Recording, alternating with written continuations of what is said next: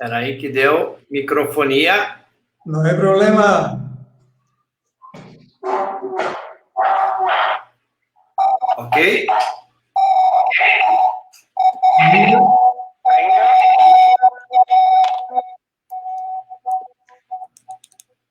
Perfeito, creio que podemos fazer. Só um momento. Ahí sí. ¿Me ves, querido? Sí. Bueno, buenas noches, Marcos Bononato, mis amigos de todo el mundo. Yo creo que tendremos en nuestro live argentinos, colombianos, chilenos, peruanos, mexicanos, paraguayos y también brasileños. Y como dije, perdónenme porque mi español es pésimo. Y como nunca estudié español, entonces mi acento es un poco, a veces digo pollo, pollo, pollo, es una mezcla de todo. Y a ver cómo está el español de mi amigo Marcos. Contigo ahora. Olá a todos.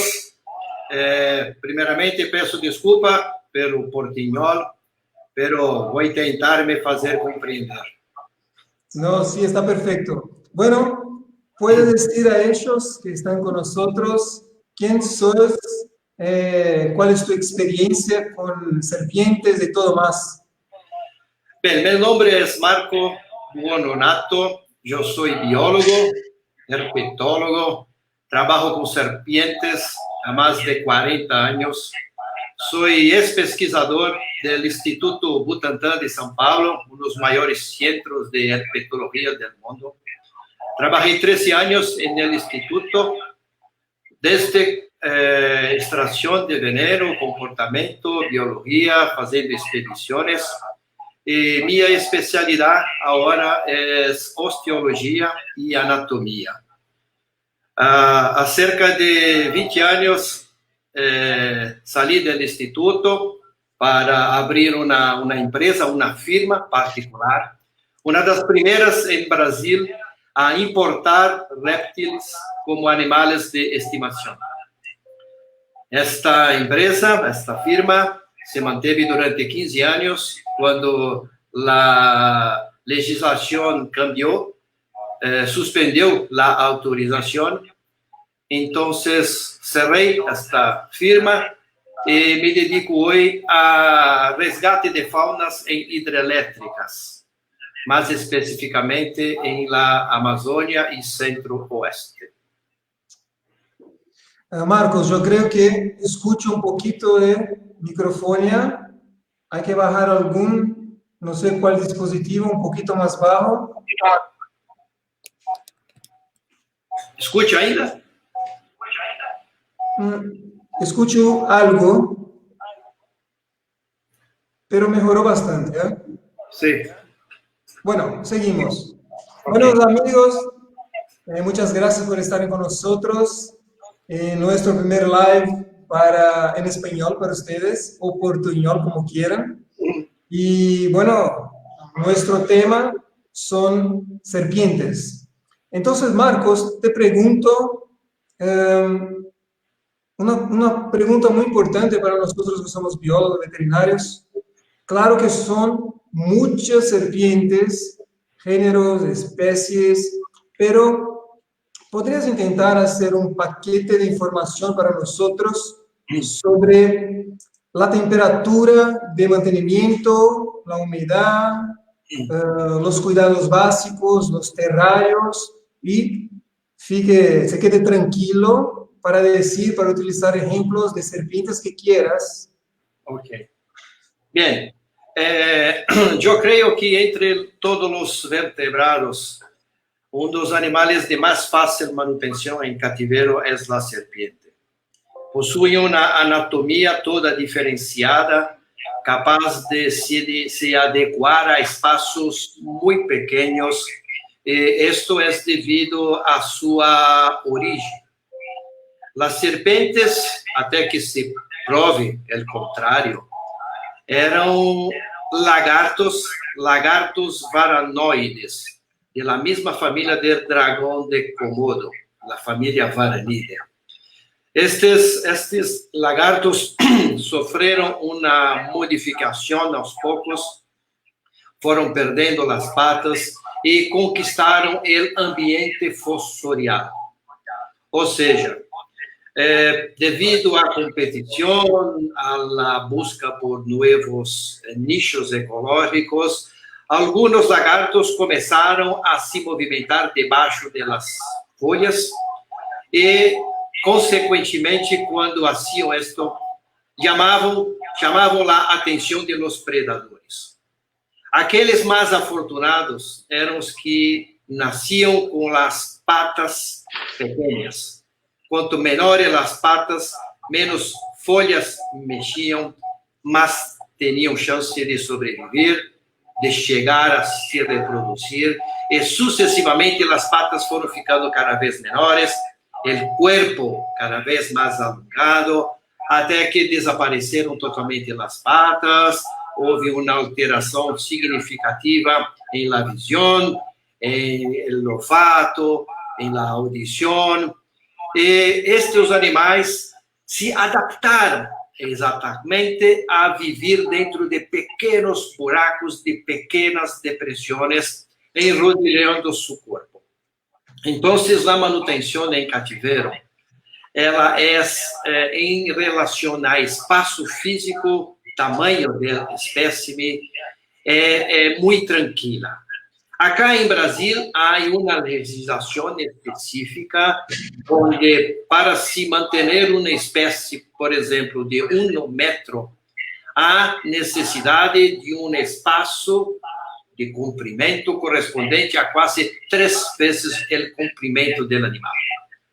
Quase metade de altura e praticamente isso de largura. Marcos, Sim? perdón, intente bajar un poquito el volumen de tu Instagram. A ver si funciona. Del Instagram, deixe-me ver acá. Como faço isto? Del Instagram? Sí. A ver si funciona ahora. Ainda há microfonia? Menos.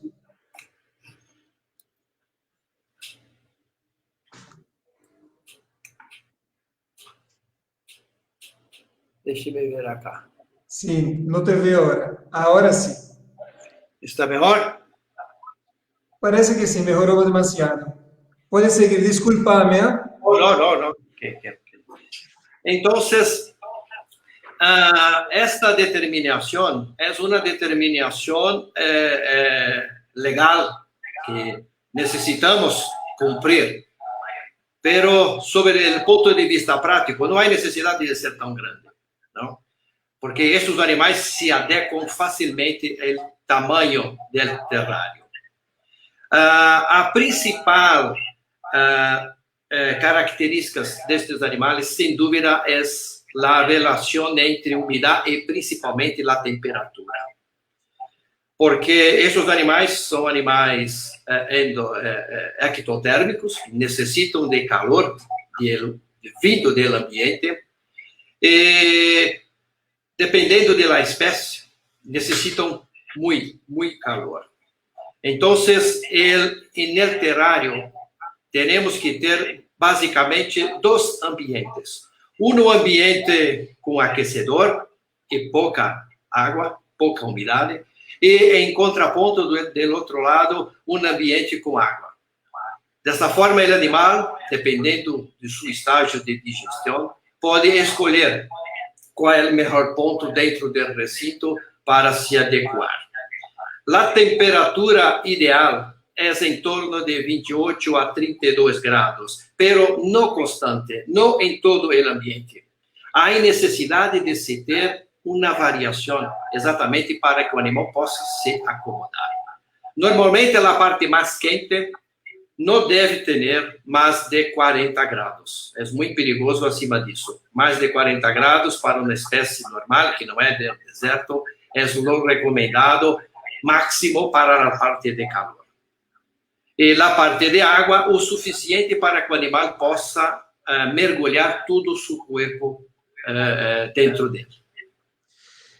Bueno, acá cuando estoy con mis pacientes, claro que estamos hablando de una manera general. Eso Sí, es muy difícil, ¿no? sí, Abarcar todo, de sí, todas las especies, porque eso es imposible. Pero sí, acá yo casi siempre manejo la temperatura entre 28 grados y claro que puedo dejar siempre un local donde tenga una temperatura más alta, sí, porque es muy importante, como has dicho, que el animal pueda hacer la regulación térmica. Eso es muy importante. sí, Y, y también es muy peligroso mantener un animal a una temperatura constante y muy alta, porque su sistema defensivo se bloquea, entra en un estadio malo, donde se pierde mucho de su capacidad de respuesta a enfermedades. Además, también puede morir por internación. Eso es muy importante. Y bueno, dijiste también sobre el tamaño. Siempre digo a mis tutores, así decimos acá en Brasil, no sé cómo se dice en Paraguay, a los clientes, que intenten mantener el animal en un ambiente más grande posible para que pueda ejercitarse. Pero ni siempre es posible y si los animales consiguen manejar un espacio más chico, pero que sea 3 veces su cuerpo, el largo de su cuerpo, como Marcos dijo. Marcos, dime por favor. O áudio do Instagram tá ruim. O pessoal tá falando. Marcos, sí. melhor a gente tentar arrumar. Marcos, só um momento. Intenta, por favor, aumentar, El aumentar sonido, o Instagram. A ver qué aumentar, aumentar el porque, son. Paulinha, graças, ¿ah? Estamos intentando mejorar isso. A ver se funciona. ¿Mejoró? ¿Es posible oír? A ver, ¿Cómo está? ao que me escucha ou não? Es porque tu audio está haciendo mucho eco. Ah, meu. Paulinha, ayúdame por favor. No sé si me escucha. ¿Cuál audio que está malo? ¿El mío o del profesor?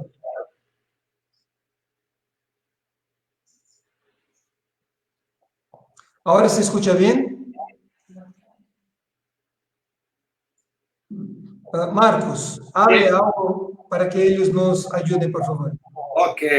Después quiero hablar más un poco sobre la temperatura, que tengo una historia muy interesante. ¿Está Ok. ouvindo bien?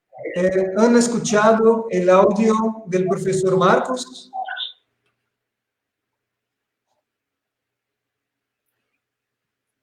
Del profesor audio, del profesor, ¿no? Marcos, no sé cómo hacer eso.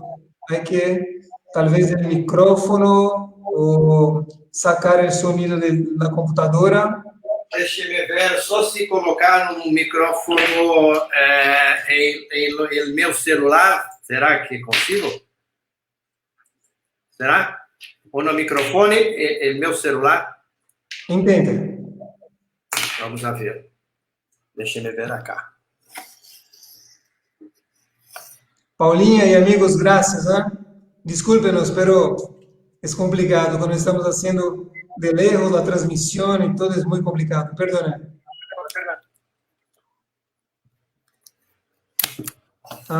Márcio, obrigado. Vamos a ver agora. Márcia, segue comigo. O meu áudio tá bom?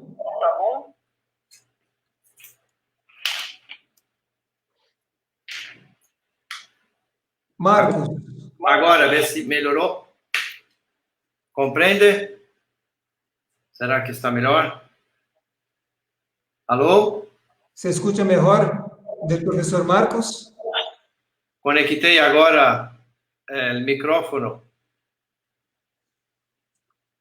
Não? Ou vamos tentar novamente outra conexão?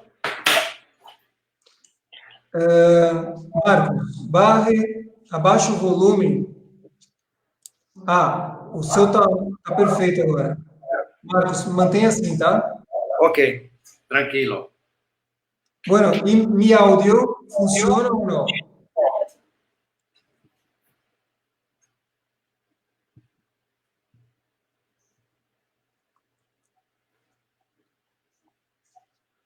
Amigos, ¿me escuchan bien o no?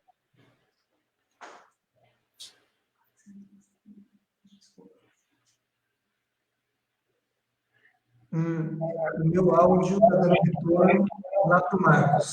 Será que é o volume do computador dele? Sim, tem que abaixar um pouquinho o Ô, volume. Marcos, abaixa o volume do seu computador. Ok, bem agora. Veja só um pouco. Baixei bem. Compreende? Está audível? Parece que agora está bom. Paulinha, está funcionando o meu áudio agora? Melhorou?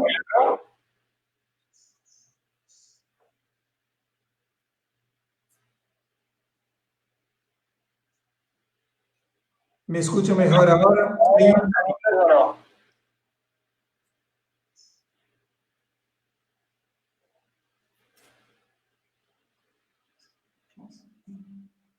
Bueno, entonces ahora escucha. Ok.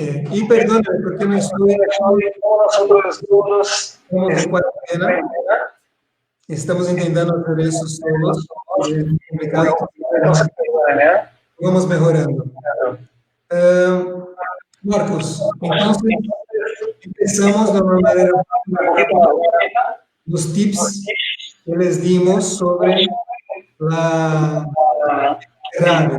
El tamaño, el calor, entonces puede seguir. Sí, hay una ventaja porque no hay necesidad de una iluminación especial. Las serpientes específicamente conseguem sintetizar vitamina D independente de radiações UVB. Então, não há necessidade de uma iluminação especial. Qualquer tipo de iluminação já é suficiente. Está captando, compreendendo? Puede seguir. ¿Está comprendiendo? Sí. Entonces, básicamente, el principal equipo es el calor. Y hay una cosa muy interesante. Yo tengo un monstruo de Gila, un Eloderma, una especie rara que vive en los desiertos de Mojave, de Sonora, entre los Estados Unidos y México. Un animal que vive en temperaturas en torno de 50 grados. Este animal tengo ele desde que nació. Está ahora con 24 años. Y es un animal muy interesante, porque es un animal de desierto, necesita de temperaturas elevadas y de mucha insolación. Pero cuando usted coloca el monstruo de Gila en un terrario, nunca ele se va al calor. Al contrario, va para dentro del agua. Entonces, muchas veces, la temperatura externa está en torno de 18 grados y el ciudadano, en vez de estar en el aquecimiento, está dentro del agua. Y pregunto, ¿mas por qué si es de desierto? ¿O qué haces dentro del agua en vez del aquecimiento?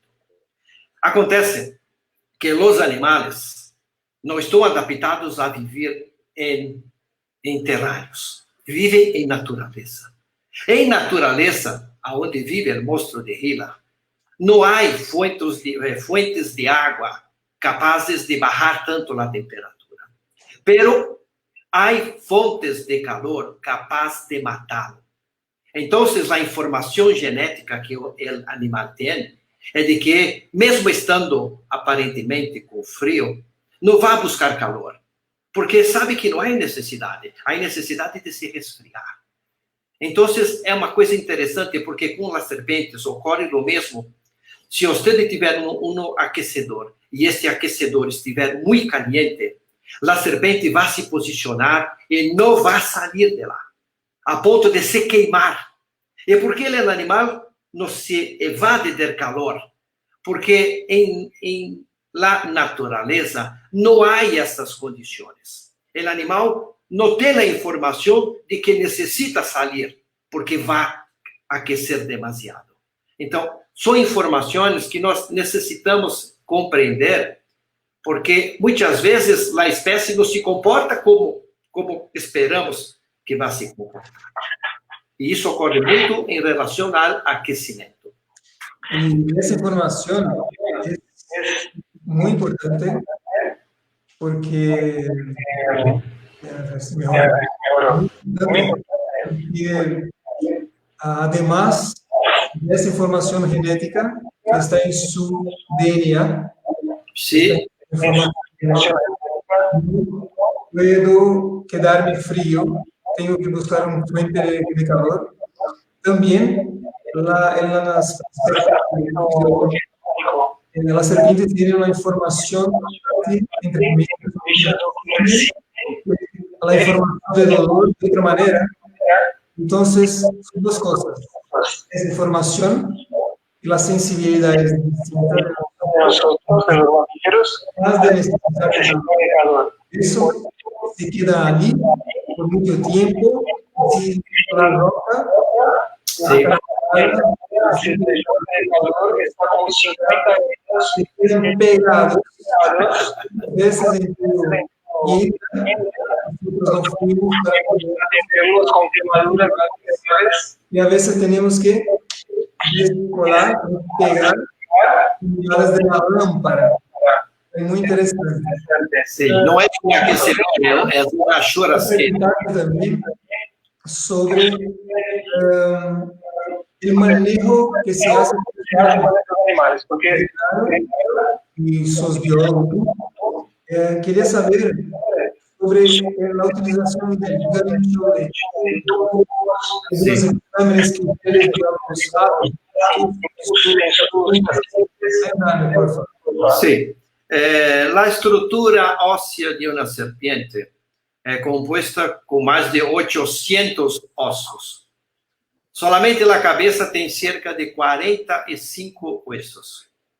La composición entre el cráneo y la columna es muy delicada porque hay apenas un cóndilo occipital uniendo la cabeza al resto de espinha.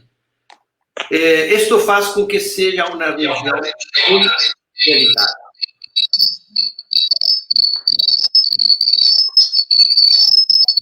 Un momento. Tranquilo. Ahora, Ok? Isso faz com que seja uma região muito delicada. Há vários equipos para se manejar serpientes. Eu considero que o melhor, sem nenhuma dúvida, é o gancho herpetológico, aquele que se sustenta a serpiente simplesmente tirando-a, elevando-a do suelo. Os equipos que prendem a região cervical com alguns tipos de laços são totalmente contraindicados, porque as serpentes tinham a cabeça como o principal órgão de defesa.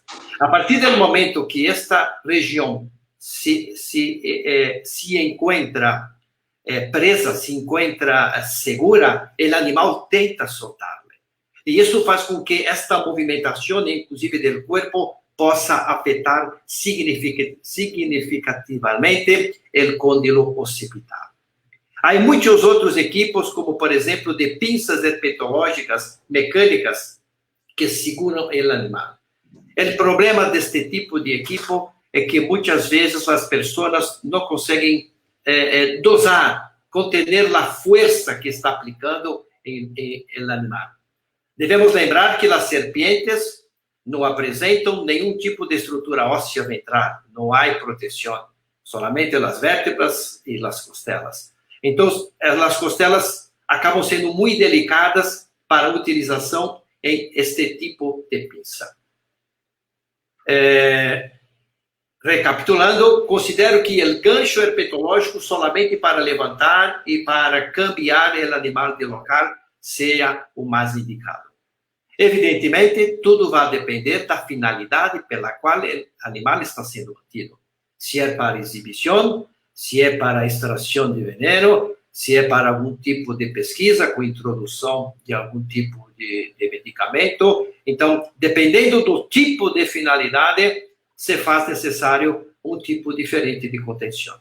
Lembrando que a contenção diretamente com as mãos, ela deve ser feita solamente em último caso e se houver necessidade. Sí, una cosa interesante, no sé si todos que nos escuchan saben, pero el gancho es un gancho. Y la pinza es algo como un mecanismo donde se prima un gatillo y hace así la punta. Y a veces, dependiendo de la fuerza que se hace, se corta el animal. Sí. Además de eso, los reptiles tienen apenas un cóndilo occipital, mientras nosotros tenemos dos. Entonces el apoyo de la cabeza con la columna tiene un punto solo, entonces se puede despegar, desconectar muy fácilmente, muy fácilmente. E a serpente tinha um comportamento defensivo que, a partir do momento que a parte do corpo for seguro, ela tenta se liberar e, na maioria das vezes, pica a seu próprio corpo tentando sair. Evidentemente, a peçonha é inerte, mas a perfuração é muito complicada. E muitos animais acabam tendo uma morte exatamente por causa deste tipo de comportamento. ¿Podría hablar un poquito sobre la dentición? Bueno, as serpentes apresentam 4 tipos de dentição. A dentição, estes 4 tipos estão relacionados à presença ou ausência de um dente canaliculado, muito similar a uma aguja hipodérmica. Durante o mecanismo de evolução, as serpentes desenvolveram uma dentição específica com dentes totalmente maciços, curvos e voltados para dentro da boca. As serpentes apresentam cerca de 80 a 100 dientes, entre os fixos e os de reposição. Há 6 fileiras de dente, 4 fileiras na parte de cima e 2 fileiras na parte de baixo.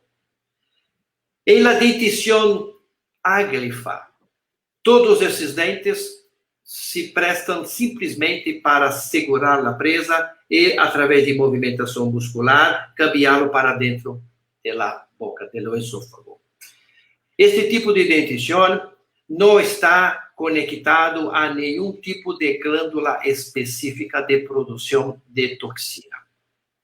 Devemos lembrar que as serpentes apresentam diversas glândulas em sua cabeça.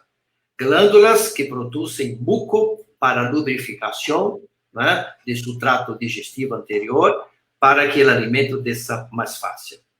Exatamente algumas dessas glândulas se especiaram, evoluíram e se transformaram em glândulas capazes de produzir um muco mais tóxico. A partir deste grupo, houve uma modificação de pequeno dente em la parte posterior da maxila, dos ossos que formam a parte de cima do maxilar, né, maxilar superior. Este dente, com o processo de evolução, começou a apresentar uma calha, uma depressão. E este dente se posiciona exatamente sobre uma glândula que as serpientes não peçonhosas possuem, chamada de glândula supralabial. A finalidade dessa glândula supralabial é produzir um muco exatamente para lubrificar a boca. Como este muco cai e adentra a boca? Há o dente e há a glândula revestida do dente. Conforme há pressão, na junção entre o dente e o palato, esta toxina escorre para dentro da boca. Da mesma forma que quando escovamos os dientes muito forte, acabamos sangrando. E nestas serpentes opistóglifas, que têm esse dente na parte de trás da boca, normalmente quando ela morde o alimento, ela não consegue penetrar no dente, porque está muito atrás. Então, para se defender, muerde e normalmente a vítima se solta. Há apenas uma perfuração. Pero, em seu alimento, quando se alimenta, morde e rapidamente consegue fazer com que esse dente penetre sua toxina. Especificamente neste caso, esta glândula já não se chama mais glândula supralabial. Houve uma modificação, uma separação. Esta glândula ficou mais alongada e a parte que envolve o diente surcado chama-se glândula de Duvernois.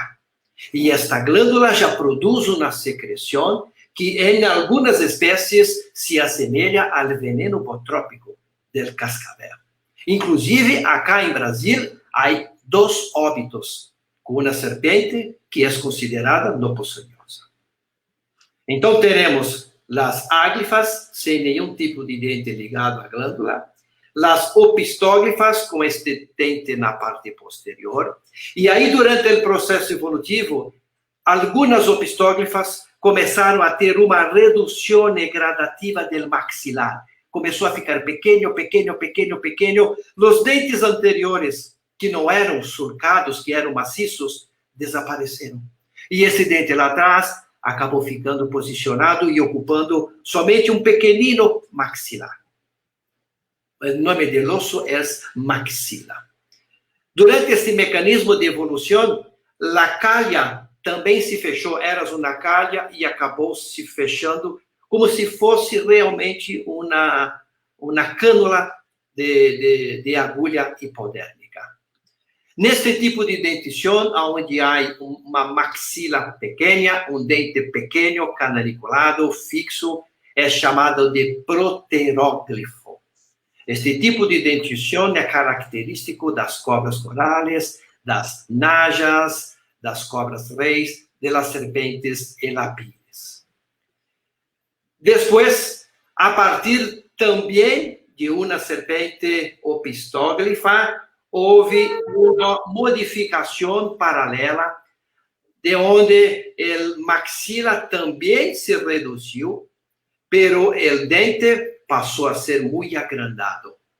E o maxila não lo é fixa. Há uma movimentação formada por um mecanismo, porque o crânio de uma serpente possui de 43 a 47 huesos. Esses ossos, em alguns casos, como neste tipo de dentição, chamada de solenóglifa, ou seja, um dente que tem uma movimentação, um sistema de alavanca proyecta o dente para frente como se fosse uma adaga, como uma espada. A projeção do dente é simultâneo à picada, depois o animal traz de volta e recolhe totalmente. Neste tipo, houve uma modificação também da glândula supralabial e se transformou em uma outra estrutura que hoje chamamos de glândula de veneno, propriamente dito. Lembramos que, não sei se cabe falar agora, Alejandro, mas não sei, sinceramente, não sei se em espanhol há essa diferença. Pero há uma diferença muito grande entre veneno e peçonha. Sí, se puede explicar. Eso es importante.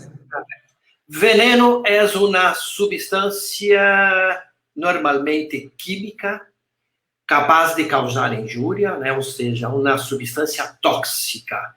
Normalmente o veneno ele é encontrado em la natureza,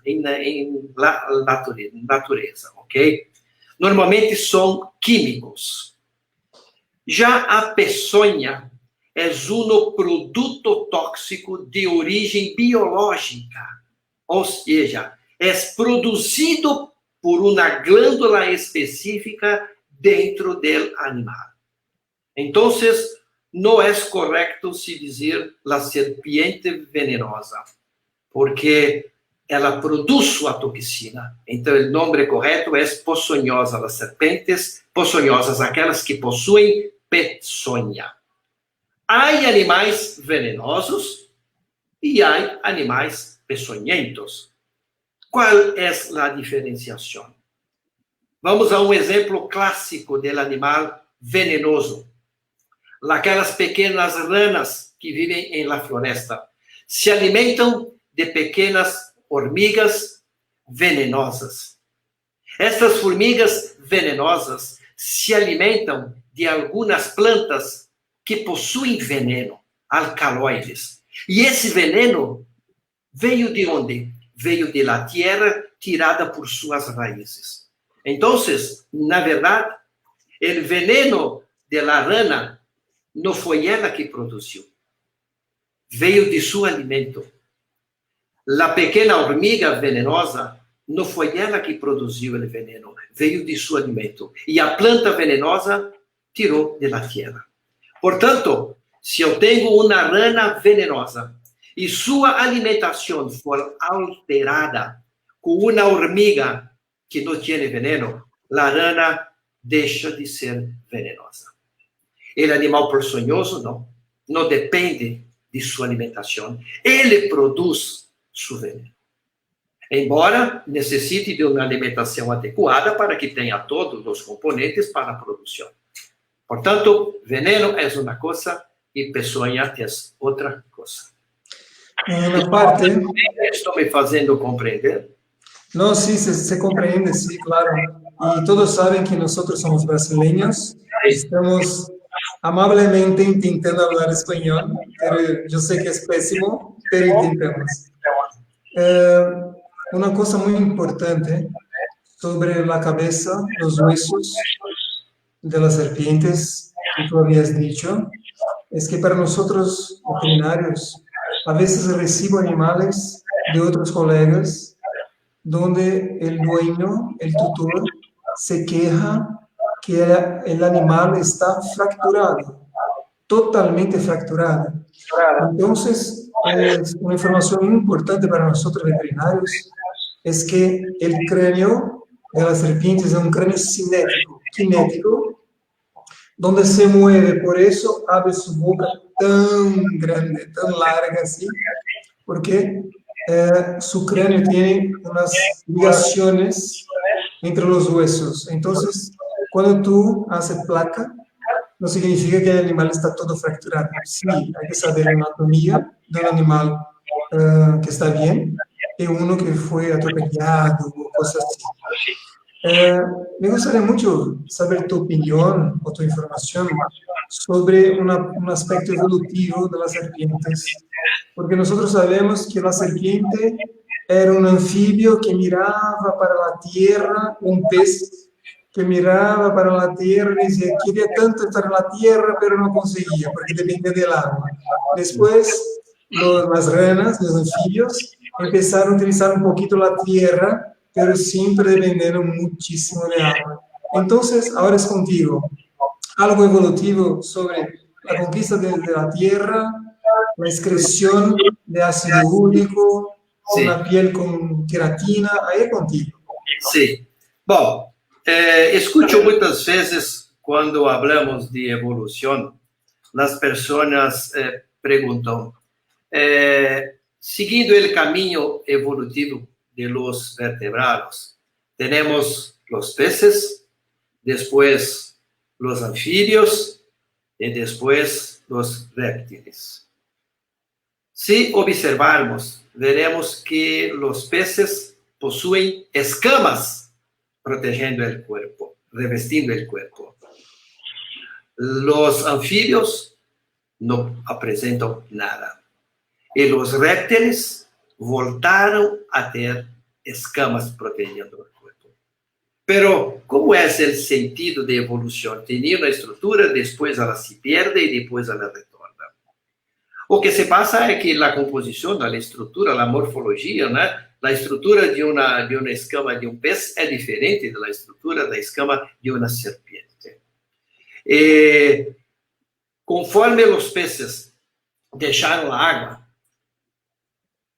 a evolução foi seguindo dentro de um caminho que logo se percebeu que as escamas, quando em contato com a desidratação do ar, se solidificavam. Então, aquelas espécies que foram perdendo estas escamas foram tendo uma sorte até se transformarem em os anfíbios. Quando os primeiros anfíbios, que dependem da água para sua reprodução, necessitam muitas espécies de grande umidade, quando algumas dessas espécies tentaram conquistar um ambiente mais seco, não conseguiam, morriam. E a razão estava exatamente na perda excessiva de umidade. Os répteis conseguiram superar isso com o desenvolvimento de uma proteína muito específica, a queratina. Pero a queratina não foi desenvolvida pelos répteis, e sim pelos anfíbios. Os anfíbios já possuem queratina. Se você pegar a estrutura dérmica dos anfíbios, verá que na parte onde há mais atrito, no vientre, na parte baixa das patas, há uma camada de queratina. Pero esta camada nos anfíbios não pode ser muito grossa, porque senão não vai permitir a respiração. Então, conforme alguns anfíbios começaram a desenvolver esta camada com mais força, houve exatamente a formação desta armadura que impossibilitou a perda d'água. E para proteção melhor da pele, que é muito delicada, houve novamente o desenvolvimento das escamas. Então, temos que analisar que a conquista do ambiente terrestre se deu basicamente por duas razões.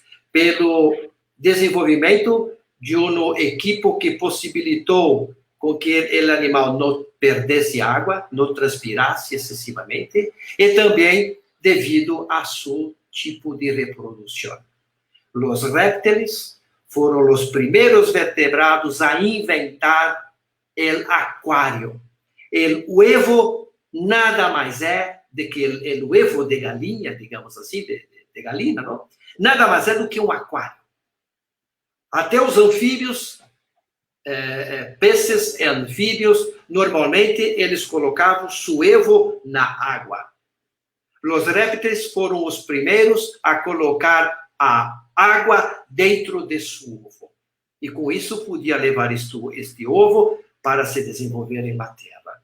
Então, creio que este foi o diferencial para a conquista do ambiente terrestre. Desenvolvimento de uma estrutura, do extrato córneo e a capacidade de botar huevos fora da água.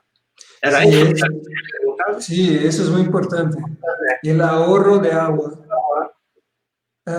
Marcos, no sé si tu audio de tu computadora está un poquito alto, por eso da un retorno. En tu computadora, tal vez se bajar un poquito. ¿Mejoró? ¿Está mejor? A ver si. Parece que mejoró un poco, ¿no? Bueno, ustedes ahí, amigos que nos escuchan, pueden decir... porque pasé a oír menos ahora. Sí, pero no te preocupes. Así que yo pare de hablar, solamente aumente un poquito, ya sabes que... Pero hay que escucharme, si no lo conseguimos. Esa cosa de ahorro de agua es muy importante. Y para nosotros también, porque el huevo fue una cosa impresionante para la conquista de la tierra. También, el sistema renal, de la excreción del riñón. Sí, verdad, usted había preguntado, la formación del ácido úrico, sí. Sí, entonces los reptiles tienen una excreción distinta de nosotros, donde nosotros eliminamos un montón de urea y amonia. La urea atrae mucha agua, entonces se pierde mucha agua. Y los reptiles no, ellos necesitaban ahorrar, entonces empezaron a eliminar ácido úrico. Y eso para nosotros veterinarios es muy importante, porque dependiendo de la dieta que les damos a ellos, de la cantidad de proteína, pueden producir tanto ácido úrico que no consiguen eliminar. Entonces eso se queda en su cuerpo, que puede ser en su articulación, puede ser en sus órganos. Entonces nosotros tenemos muchas enfermedades con ácido úrico. Hay que tomar muchísimo cuidado, ¿no, Marcos? Creio que é uma das principais enfermidades, não? Durante meus anos de Butantan, trabalhei muitos anos em la taxidermia, onde aprendi e desenvolvi algumas técnicas. E muitos dos animais que morriam no serpentário do museu e do instituto, quando se fazia a anatomia, estavam totalmente cheios de ácido úrico. Principalmente os ríneles e a maioria de suas vísceras. Era impressionante, impressionante. A mortalidade por ácido úrico é muito grande em las serpentes, muito grande mesmo. Una cosa muy interesante, es una consulta que te hago.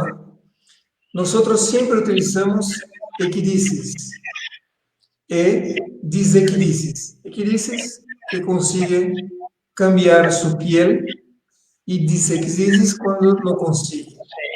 Ahora, una parte de los expertos dicen que no se puede utilizar equidices más para reptiles porque no tienen exoesqueleto. Entonces, dos preguntas. Una, ¿qué tú crees? Si sigues utilizando equidice. Y otra, en tu experiencia con las serpientes, ¿qué podemos hacer para no tener problemas en el cambio de su piel? Bien, hoy la terminología científica está cambiando constantemente. Eu observo isso principalmente na sistemática. Os sistematas hoje praticamente são jogadores de xadrez, não? Adoram ficar cambiando as coisas, adoram buscar coisas e muitas vezes você faz uma jogada e vem outra e desfaz a jogada. Então, a interpretação da terminologia, creio que ela é muito mais personal do que seguir uma linha. Eu chamo equidize, sempre vou dizer equidize, porque aprendi como equidize e não vejo nada demais dizer que há outro nome. É o nome mais apropriado para a troca de pele. Pero los culpables son ustedes, biólogos, que cambian todos los nombres y nosotros veterinarios intentamos memorizar. Cuando conseguimos memorizar un nombre, ustedes cambian y ahí nosotros nos quedamos locos. Ustedes deben saber, hay agora un movimiento que quiere banir el nombre de las estructuras que apresentam o nome do pesquisador. Por exemplo, órgão de Jacobson. Não se diz órgão de Jacobson, é órgão vomeronasal. Pero como vamos chamar os túbulos de Malpighi? Túbulos de Malpighi são túbulos de Malpighi. Há dezenas de outros nomes que se caracterizaram por seu nome. É uma homenagem. Não sei por que há tanta necessidade creio que isso é um tipo de discussão que não leva a nada. Mas voltando à sua pergunta, a manutenção da umidade é importantíssima para manter a troca de pele adequada. E é importante observar se o animal costuma beber água. As serpentes necessitam de água límpida, é importante. A cada 2 dias teria que trocar água. É importante a troca de água. Serpentes não gostam de água suja, de águas com dejetos. E necessitam de água, muita água. Isso facilita a hidratação e o câmbio da pele. É interessante também quando o animal começa a adquirir a coloração de câmbio, né? Sua coloração torna-se mais opaca. Eu normalmente pulverizo, borrifo água uma, duas, três vezes por dia para facilitar esta permuta, este câmbio. Sí, una cosa muy importante.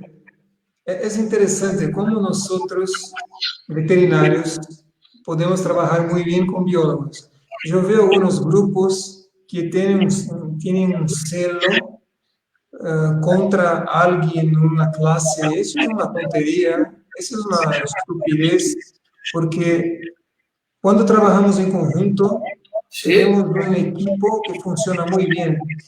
Y todas las informaciones que tú estás pasando a nuestros amigos son tan importantes y son las mismas que tengo, porque son varias cosas que pueden ocasionar una psiquidisis. Una de ellas es deshidratación. Entonces, es claro que hay que saber cuánto de agua se está tomando, la humedad. Eso es interesantísimo. Eso es muy sí, bueno. hay una otra cosa interesante. Mira, como dije en el inicio, hay necesidad de saber cuál es el objetivo de la manutención de una especie, ¿ok? Pero durante muchos años tive una firma en São Paulo que comercializaba serpentes. Ustedes saben bien porque era mi veterinario. Esta empresa, ela acabou ficando muito conhecida porque, apesar de ser dos poucos brasileiros que comercializava serpentes totalmente legalizadas, eu recusava as vendas. Vendia solamente para as pessoas que sabiam que efetivamente iriam manter aquele animal adequadamente. E o que se passa? Quando uma pessoa quieres comprar uma culebra, muitas, infelizmente a maioria, gostam de exibir o animal. Então, quando recebem uma visita, e a visita fala, oh, que lindo, há uma culebra, ah, queres ver ela se alimentar? Pega o rato e alimenta a serpente. Uma semana seguinte, outra visita, o mesmo, ah, queres comer? E alimenta. Então, os animais acabam ficando obesos, não há uma rotina de alimentação, a digestão acaba ficando muito complicada e o crescimento acelerado também prejudica este câmbio da serpente. Porque muitas vezes a serpente estão em condições de executar a muda, pero estou ainda em fase de digestão, porque comeram anteontem, ainda estão. Então, permanecem paradas e a muda passa do tempo. E aí acaba o problema de muda encruada, né? de desmuda e coisas assim. Es verdad, estoy de acuerdo 100% contigo y creo que nosotros que tenemos reptiles o animales tenemos que ser responsables. Y yo me acuerdo, tú vivías de venta y cuántas veces no vendió los animales porque la persona no firmaba un documento de responsabilidad y también no era una buena persona para mantener un animal. Hay una pregunta acá. Se me permite, Claro, tenemos 4 minutos. Me recordo uma ocasião muito interessante. Padre com seu filho chegou para comprar a serpiente e primeira coisa o padre me disse, Marcos, não quero que meu filho compre uma serpente. Você precisa convencê-lo a isso. E eu disse, não há problema, é isso que faço. A conversar, disse, não é possível isso, porque é preciso fazer isso, não é um animal fácil, necessita disso, esse animal não desenvolve nenhum tipo de carinho, você não teria nenhum tipo de interação com o animal. Depois de minha preleção de quase 20 minutos, o padre disse, Marcos, eu vou comprar duas, uma para ele e Interesante eso. Porque hablé tanto as dificuldades que ele viu que realmente, se o filho queria, era porque era por uma razão interessante. Nunca me esqueço disso. Mi amigo, lamentablemente tenemos que cancelar, está acabando, pero hubo una pregunta acá sobre la humedad. Es que son muchas preguntas y no conseguimos, perdonen, ¿no? Pero la humedad depende mucho de la especie de la serpiente. Entonces, si es una especie amazónica, a veces tenemos como 80% mínimo de humedad. Y cuando tenemos otra clase, otro tipo de serpiente, puede ser entre 50 y 70% de humedad. Pero no hay una regla, sí, hay una regla cuando estamos hablando sobre una especie. Pero cuando estamos hablando como todos, ahí se queda un poquito más difícil. Les agradezco muchísimo, perdón por la microfonía, no sé cómo se dice en español, tal vez microfonía, no sé cómo se dice. Entonces, eso es muy complicado para nosotros, porque es un veterinario y un biólogo intentando hacer una live, pero vamos mejorando. Y como tuvimos con muchas personas acá, invito a Marcos aquí como en 10, 15 días a hacer otro live sobre otros temas de reptiles, porque me da un gusto estar contigo acá, amigo, y nuestros amigos de Paraguay, de todo el mundo, que son muy amables. Muchas gracias. Perdón por si nos equivocamos con nuestro español, también con nuestra parte técnica, que somos pésimos. Yo soy mejor veterinario que técnico de lives. Y, hermano, te dejo un beso fuerte de São Paulo y puede despedirse de nuestros amigos que nos acompañan. Bom, primeiramente, tudo que é ao vivo é mais complicado, não? É mais gostoso. Quero agradecer a oportunidade, Alejandro. Você é um grande amigo, um grande veterinário. Eu participei muito de sua evolução. Sei que você é uma referência para mim. Quando vou, inclusive, a outros países, digo, conheço um veterinário espetacular de répteis. Você é uma referência para mim, sabe disso, sabe muito bem disso, não preciso falar isso agora. Espero poder ter fornecido alguma informação diferenciada e se alguém eventualmente necessita de algum tipo de informação adicional, pode entrar em contato com você e você depois passa para mim, que tenho o maior prazer em poder esclarecer mais dúvidas. E desculpe novamente pelo meu péssimo portuñol. Bueno, muchas gracias. Entonces, nos vemos en la próxima live y un beso a todos en el corazón y la próxima vez será mejor. Besitos. Okay. Hasta luego. Bye.